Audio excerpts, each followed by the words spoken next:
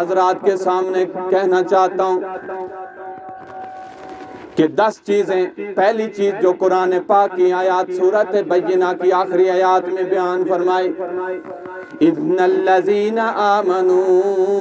وَعَمِلُوا الصَّالِحَاتِ، اور اسی ایت مبارکہ کے تحت حضرت ابو سعید خدری رضی اللہ تعالیٰ عنہ فرماتے ہیں، اللہ کے رسول صلی اللہ علیہ وسلم نے فرمایا قیامت والے دن اللہ تعالیٰ جنتی لوگوں کو، جنتی عورتوں کو سامنے حاضر فرمائے گا۔ اللہ فرمائے گا اے جنتی لوگوں،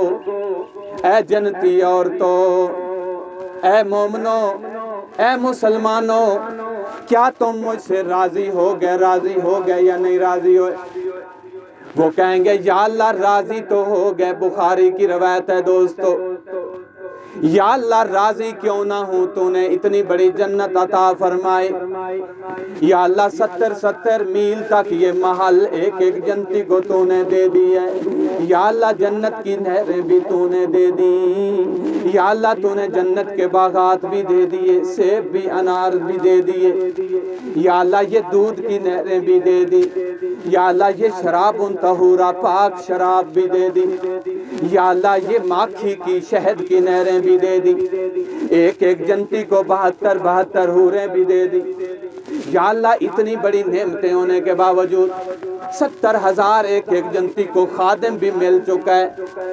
اور جو نیک عورت ہے دنیا کی اس کو 70,000 خادم بھی مل چکے ہیں، اور جنتی عورتوں کے حسن و جمال سے 70,000 گنا زیادہ حسن دنیا کی عورت کا ہوگا۔ اور جنت کی حور کے بارے میں آپ نے سنا ہوا ہے، خوبصورت اتنی ہے اگر لاکھ کپڑے پہن لے، لاکھ قمیض پہن لے، لاکھ جوڑا پہن لے، لیکن پھر بھی اس کا جسم نظر آ رہا ہوگا، اور اس کے دل میں سے جنتی کی جو ہے محبت وہ نظر آ رہی ہے۔ اگر اپنا یہ انگلی کا پورا آسمان سے نیچے دنیا میں نکال دے تو سورج بالکل ختم، بے نور ہو جائے گا، ختم ہو جائے گا۔ اتنی اس کی شان اور مرتبہ ہے، اتنا کمال ہے، لیکن اللہ رب العزت جنتی عورت جو ہے یہ دنیا میں اچھے اعمال کرنے والی، نماز روزہ حج زکوٰۃ کرنے والی کو شان اور مرتبہ یہ دے گا میرے دوستو کہ وہ 70,000 حوروں سے بھی زیادہ اس کا حسن و جمال ہوگا۔ یا اللہ وجہ کیا ہے؟ وجہ کیا ہے؟ یہ بات حضرت امی جان ام سلمہ نے حضور علیہ السلام سے پوچھ ہی لی، یا رسول اللہ صلی اللہ علیہ وسلم جنتی عورت اتنی شان والی عورت ہے، خوبصورت بھی ہے، حسن و جمال والی بھی ہے، اس کے تھوک میں بھی شفا ہے، اگر وہ تھوک 7 کڑوے سمندروں میں ڈال دے تو اللہ تعالیٰ ان کو شہد سے، ماکھی سے زیادہ میٹھا کر دے۔ بھئی ہمیں سمجھ نہیں آ رہی، دنیا کی عورت جو ہے وہ اتنی نہیں ہے، اس کا پسینہ دیکھو وہ بھی بدبو والا ہے، اس کے ساتھ دوسری بھی چیزیں لگی ہوئی ہیں، خون دیکھو وہ بدبو والا ہے، جسم میں زخم ہو جائے پیپ وغیرہ نکلتا ہے وہ بھی بدبو والا ہے،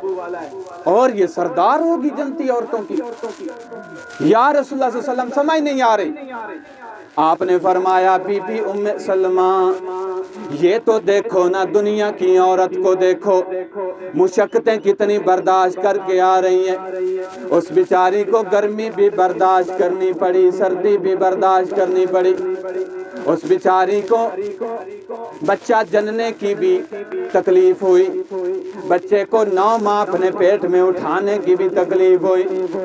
اور بچے کو صفائی کرنے کی اور اس کی خیال کرنے کی، دودھ پلانے کی بھی تکلیف ہوئی، اپنے خامد کے کپڑے دھونے کی بھی تکلیف ہوئی، یہ سارے کام اس کے ساتھ لگے ہوئے ہیں۔ اور جنتی عورت کی حالت یہ ہے، جنتی عورت کی حالت یہ ہے، اس کو کوئی تکلیف نہیں ہے، کوئی اس کا وضع حمل نہیں ہونا، اس کو کوئی اولاد نہیں ہونی، اس کو کوئی گرمی نہیں لگ رہی، کوئی سردی نہیں لگ رہی، بڑا بہترین موسم میں جنت میں موجود ہے، پھل بھی وافر مقدار ہیں، ہر چیز موجود ہے، اور دنیا کی عورت بیچاری کو یہ ساری چیزیں لگی ہوئی ہیں، نماز بھی پڑھنی پڑتی ہے، روزہ بھی رکھنا پڑتا ہے، زکوٰۃ بھی دینی پڑتی ہے، صدقہ خیرات بھی کرنا پڑتا ہے، اور حج بھی کرنا پڑتا ہے جب صاحب استطاعت ہو جائے، اور بچے بھی جننے پڑتے ہیں، اپنے خامد کی بھی کڑوی کسیلی سننی پڑتی ہیں، لہٰذا اسی لیے اس عورت کو مقام اور مرتبہ زیادہ ہوگا۔ تو بہرحال یہ جنت کی بہت بڑی جو نعمتیں ہیں اللہ تعالیٰ عطا فرمائے گا۔ یہ حضرت ابو سعید خدری نے فرمایا کہ اللہ تعالیٰ کے سامنے جنتی لوگوں نے کہا یا اللہ یہ ساری نعمتیں تو عطا فرما دیں، عورتوں کی نعمتیں، جنتی عورتوں کی بھی نعمتیں، جنت کے محلات، باغات، سارا کچھ یا اللہ عطا فرما دیا ہے آپ نے، آگے اور کیا چیز دینا چاہتے ہو؟ بخاری کی روایت ہے اللہ تعالیٰ فرمائیں گے اے جنتی لوگوں، آج کے بعد میری محبت تمہارے اوپر لاگو ہو گئی ہے، واجب ہو گئی ہے، فرض ہو گئی ہے،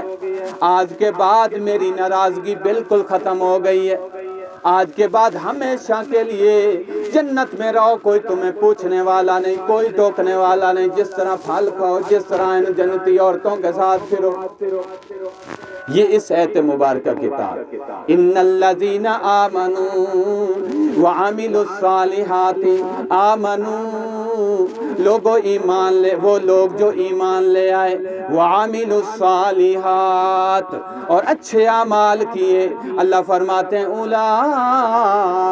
هم خیر البریہ، ساری مخلوق میں سے لوگوں یہ سب سے بہترین لوگ ہیں، اچھے لوگ ہیں، چنے ہوئے لوگ ہیں، منتخب کیے ہوئے لوگ ہیں۔ یہ اللہ تعالیٰ نے فرمایا ایک تو ایمان لاتے ہیں، دوسرا کام کیا کرتے ہیں، اور اپنے ایمان کو بھی سنبھالنے کے لیے میں نے گزارش کیا کہ چند چیزیں آپ کو بتاؤں گا۔ پہلی بات یہ ہے کہ اپنے ایمان کو محفوظ کس طرح کرنا ہے کہ مرتے دم آپ کی زبان پہ کلمہ جاری ہو جائے۔ اس کے لیے علماء نے سب سے پہلا طریقہ یہ بتایا کہ اپنی نظر کی حفاظت کرے۔ کس کی حفاظت کرے؟ جو بندہ چاہتا ہے مرتے دم مجھے کلمہ نصیب ہو جائے، وہ اپنی نظروں کی حفاظت کرے، کسی غیر محرم عورت کے اوپر اپنی نظر نہ ڈالے، ورنہ خطرہ ہے اس کا خاتمہ خراب ہو جائے، ورنہ خطرہ ہے اس کو کلمہ نصیب نہ ہو جائے۔ اور یہ شیطان کے تیروں میں سے ایک تیر ہے، اور زہر آلود تیر ہے۔ اور میرے پیارے دوستو، جس کو یہ نظر سے بچ جائے، یہ بری نظر سے بندہ، غلط نظر سے بچ گیا جو بندہ، اس کو پھر ایمان کی ایک حلاوت نصیب ہوتی ہے، اس کا ایمان پاکیزہ ہو جاتا ہے، اس کو پھر کوئی مسئلہ نہیں بنتا۔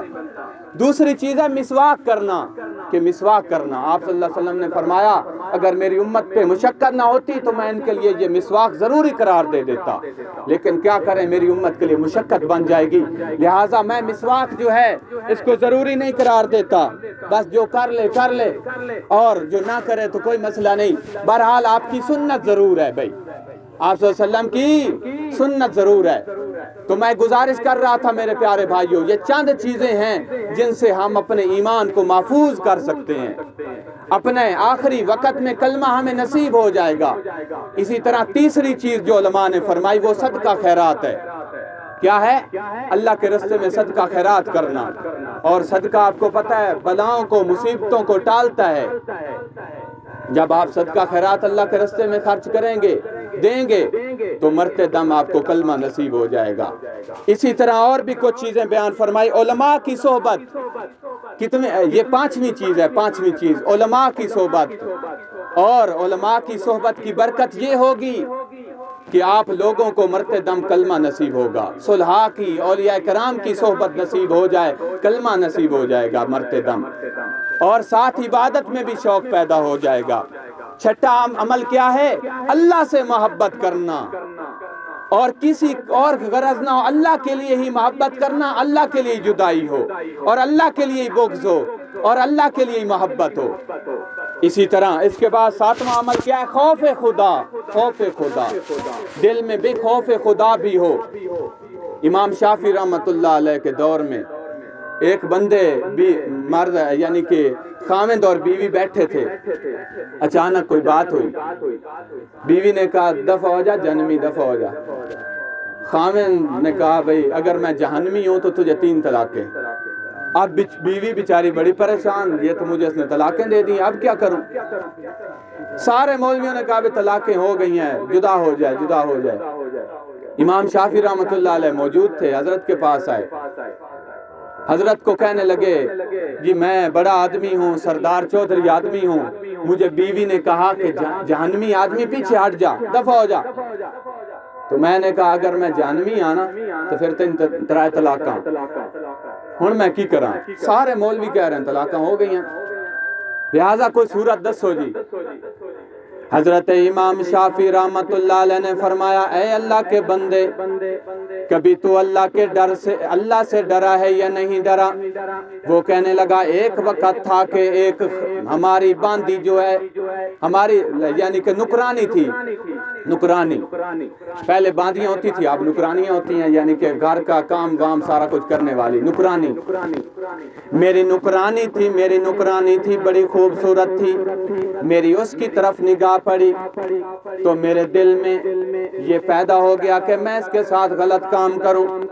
آخر کار جب میں نے یہ دیکھا اور اس کو تیار بھی کر لیا،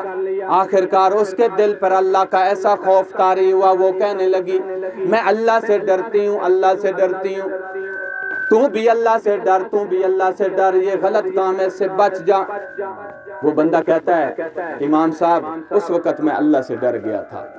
امام صاحب نے فرمایا بھائی اب طلاق نہیں ہوئی، اس لیے کہ آپ ایک مرتبہ اللہ سے ڈر گئے ہیں، اور جو اللہ سے ڈر گیا وہ جنتی ہے، وہ جنتیوں والے اس کے اعمال ہیں، لہٰذا تو جہنمی نہیں ہے، تو جنتی ہے، لہٰذا تیری بیوی کو طلاق نہیں ہوئی، جاؤ اس کے ساتھ حسن سلوک کرو اور اس کے ساتھ رہو۔ بس حضرت کا میرا خیال ہے ٹائم مکمل ہو گیا، حضرت تشریف لا چکے ہیں۔ اسی طرح نامہ عمل میں گزارش کر رہا تھا کہ اذان کا جواب دینا، اذان کا جواب دینا، اور اسی طرح 10واں عمل یہ ہے کہ خاتمہ بالخیر کی دعائیں کرنا اللہ سے۔ بھئی میں گزارش کر رہا تھا یہ ہم 8-10 کام ہیں، اگر یہ ہم کر لیں تو ہمارا خاتمہ بالخیر ہو جائے گا۔ ایک تو یہ اذان کا جواب دیں، اذان ہو اذان کا جواب دیں، اسی طرح صدقہ خیرات کریں، اس سے بھی آپ کا یعنی کہ کیا کہتے ہیں خاتمہ بالخیر ہوگا، کلمہ زبان پہ جاری و ساری ہو جائے گا۔ اور اسی طرح یہ تقریباً 8-10 چیزیں میں نے بتائی ہیں، بھئی ان اعمال کو کرو۔ ان لوگوں نے، صحابہ کرام نے یہ اعمال کیے، اللہ نے یہ عطا فرمایا کہ ان کی اللہ تعالیٰ نے زمین پر بھی حکومت اللہ تعالیٰ نے عطا فرمائی، آگ پہ بھی حکومت، ہوا پہ بھی حکومت، پانی پہ بھی حکومت۔ دیکھ لو نا حضرت عمر رضی اللہ تعالیٰ نے 4 چیزوں پہ حکومت کی ہے، بس مختصر کرنا چاہتا ہوں، 4 چیزوں پہ حکومت کی ہے، آگ پہ بھی حکومت، پانی پہ بھی حکومت۔ آپ کو پتہ ہے دریائے نیل ہر سال ایک لڑکی لیتا تھا خوبصورت، اور اسی طرح اس کے ساتھ کیا کہتے ہیں زیور کے ساتھ لدی ہوئی، اور اس کو اس دریا میں ڈالنا پڑتا تھا۔ لوگوں کا یہ عقیدہ تھا کہ یہ جن یہاں ہے اور وہ لڑکی کو کھا جاتا ہے تب یہ پانی چلاتا ہے۔ بہرحال لوگوں کا غلط عقیدہ تھا۔ حضرت عمر رضی اللہ تعالیٰ نے خط لکھا، خط لکھتے ہی جب خط وہاں ڈالا گیا دریا میں، اور دریا اسی وقت 14 ہاتھ پانی اوپر آ گیا۔ البدایہ والنہایہ کے اندر یہ واقعہ امام ابن کثیر نے لکھا ہے، 14 ہاتھ اسی وقت پانی اوپر آ گیا، اسی وقت، اور آج تک وہ چل رہا ہے۔ باقی دنیا کے تو آپ کو دریا